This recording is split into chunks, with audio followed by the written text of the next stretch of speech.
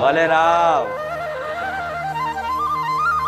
હું સોલંકી પેઢીની બહુતર ના ખાતાની ઉગતા પોરની રોમવારી પુકાર મેલડી મારા મેલડી ના રામ. ભગવાન રામચંદ્ર હતા તો લક્ષ્મણજીને તીર વાગ્યું હતું, ખબર છે? તો રામ રોતા હતા, ભગવાનને રોવું આવે? પણ ના, ભગવાનની લીલા હતી. મતલબ ભગવાનની લીલા હતી. અને લક્ષ્મણજી કોણ હતા? શેષનાગ, નાગોના રાજા શેષનાગ. હવે મેઘરાજનું નાગપાસનું બાણ વાગ્યું અને લક્ષ્મણજી ઘાયલ થઈ ગયા, બરોબર? તો રામ ભગવાનને ત્યાં આંસુ નીકળ્યા કે હવે મારા લક્ષ્મણને, મારા ભાઈને કોણ મારા ભાઈના પ્રાણ બચાવશે? ત્યારે વિભીષણજીએ સલાહ આલી, લંકામાંથી રાવણનો જે વેદ છે, ડોક્ટર છે, એને બોલાવો. એ આ બાણનો ઈલાજ જાણતું હશે અને એને બોલાવશો તો જ આનો ઈલાજ સંભવ છે, આનો જીવ બચી શકે, નહીં તો બચી શકશે નહીં. ત્યારે એ વેદને બોલાયા, વેદને પૂછ્યું. ત્યારે ભગવાને આદેશ આલ્યો હનુમાનજીને કે જાઓ સંજીવની બુટી હોજ પહેલા લઈ આવો. ત્યારે હનુમાનજી આખો પહાડ ઉખાડીને લઈને આવ્યા અને સંજીવની બાટીને ખવડાવી અને લક્ષ્મણજી ઉભા થઈ ગયા. ભગવાન ખુદ, ખબર છે લીલા, કૃષ્ણ લીલામાં માખણ ચોરી કરતા હતા, ખબર છે ને? એ લીલા નથી? શું ભગવાન ચોર હતા? આ શું ખોટું? તો ભગવાન માતાજીની આવી લીલા હોય, પણ જે પ્રિય ભક્ત હોય, જેને જીવન સમર્પિત કર્યું હોય ને, એ આ બધું સ્વીકાર કરી શકે.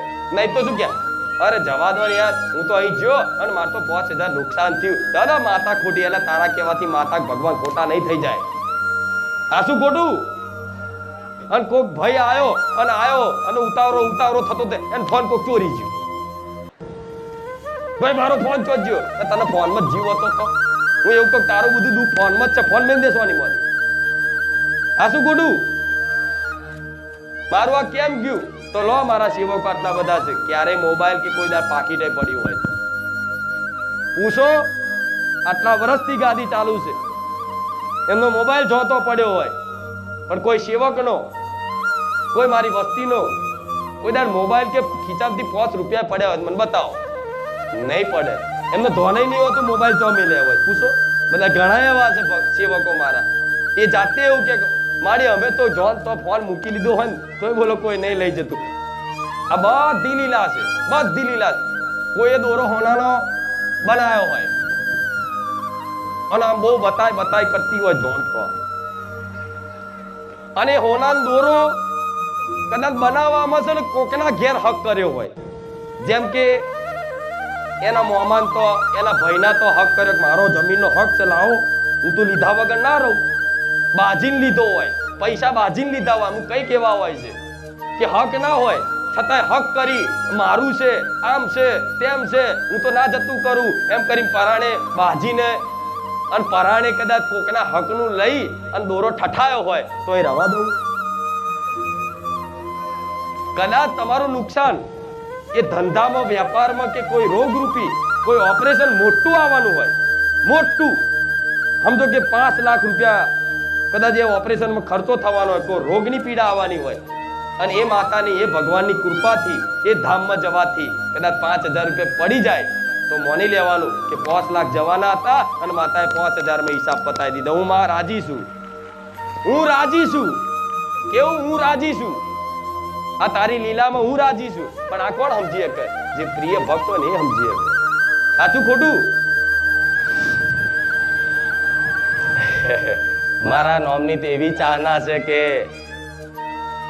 મારું નામ લેતા જ હૃદય ભરાઈ જાય.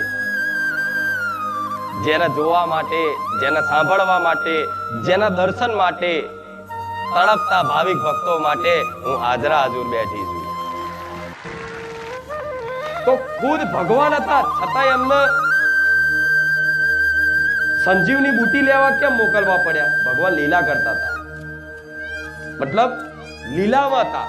તો આવી રીતે તમે ભગવાન માતાજી જીવન સમર્પિત કરી દીધું હોય ને તો 5 રૂપિયા 25 રૂપિયા નુકસાન થઈ જાય તો એવું માની લેવાનું કે થવાનું હતું બહુ મોટું અને માતાએ આટલામાં પતાવી દીધું.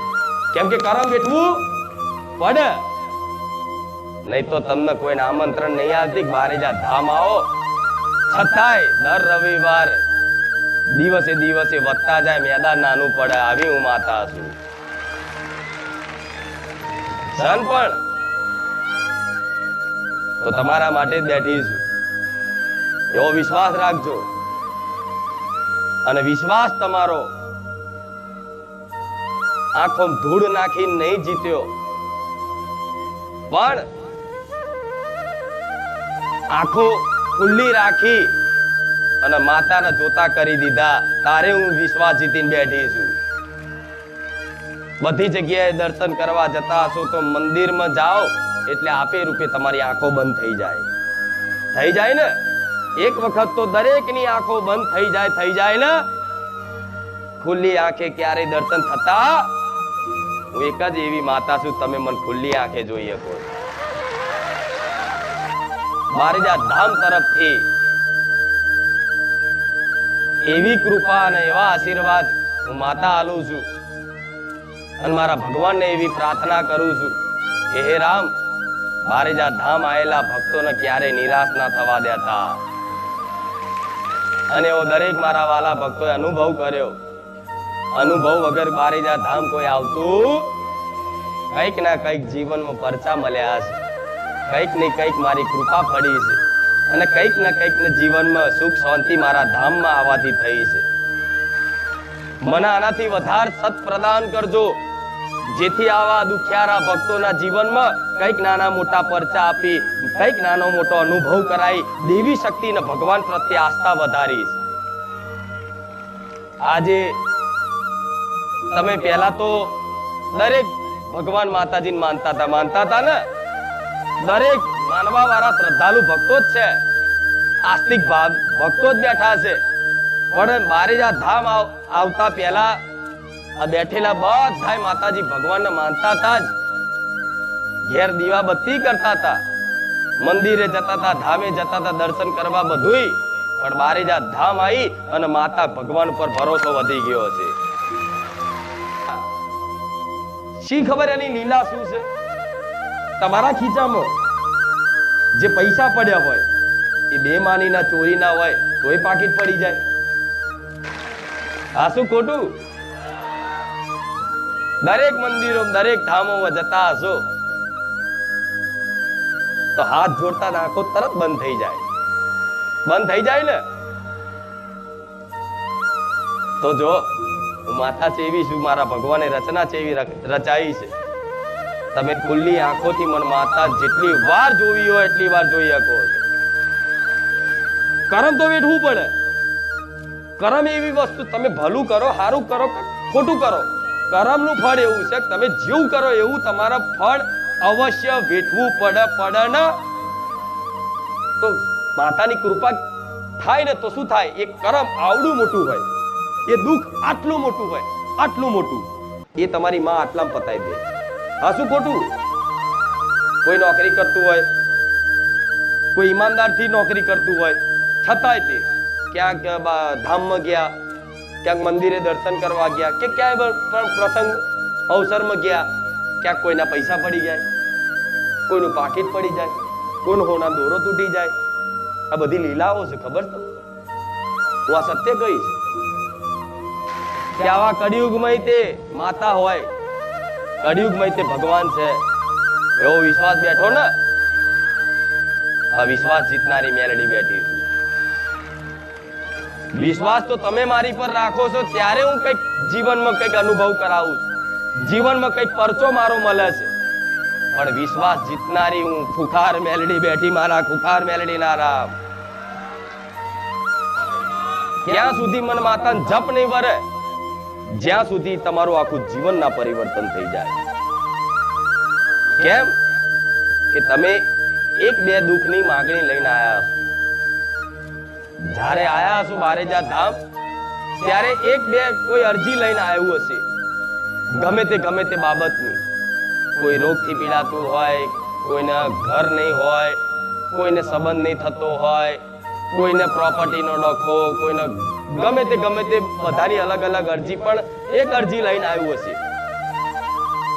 એ તમે એક બે અરજી લઈને આયા હતા, પણ મેં માતાએ જે 6 મહિના ટક્યું છે ને, એની એક બે નહીં 6 મહિનામાં હજારો અરજીઓ સુધી પૂરી કરી નાખી. આવું માતા બોલું.